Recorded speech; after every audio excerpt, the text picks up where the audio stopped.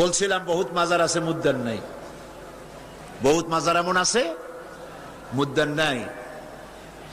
এক কিতাবে আসছে এরকম, একজন পীর সাহেব, তার বাড়িতে এক মাজার এবং বাড়িতে ওরস হয়।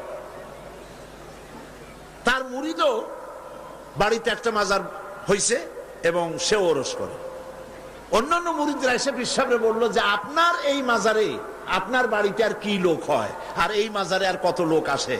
আপনার মুরিদের বাড়ি যায় দেখেন ওরসে কত লোক আর কি পরিমাণ মানুষ পয়সা করি সেখানে দেয়, ওই মাজার গরম বেশি।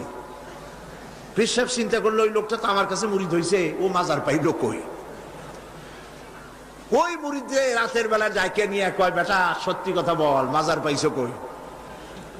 কয় হুজুর মাজার টাজার কি, আপনার কাছে মুরিদ হইলাম, আপনি একটা গাধা দিলেন আমারে, ওই গাধাটা নিয়ে ব্যবসা বাণিজ্য করে কিছু পয়সা পাতি হয়েছিল, হঠাৎ করে গাধাটা মরে গেল, এখন আমি যাই কই?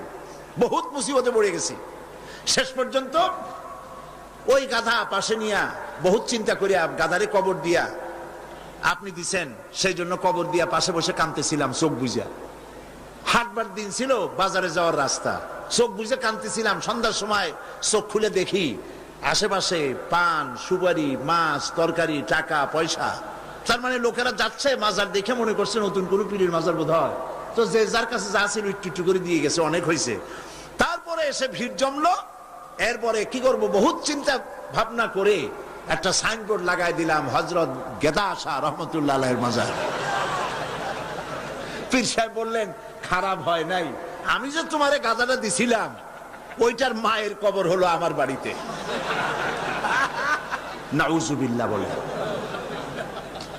এই জন্য হক্কানি পীরের মাজার যেগুলি, সেগুলি তো জিয়ারত করা যাবে অবশ্যই।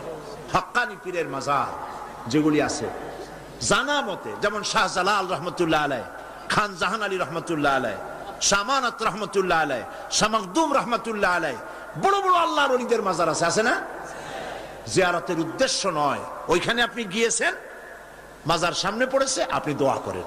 জিয়ারতের উদ্দেশ্য নিয়ে মসজিদে হারাম, মসজিদুর রাসূল, মসজিদে আকসা, এই তিন জায়গা ছাড়া জিয়ারতের নিয়ত নিয়ে কোন মাজারে যাওয়া যাবে না, যাবে না, রাসূলুল্লাহ নিষেধ করেছেন।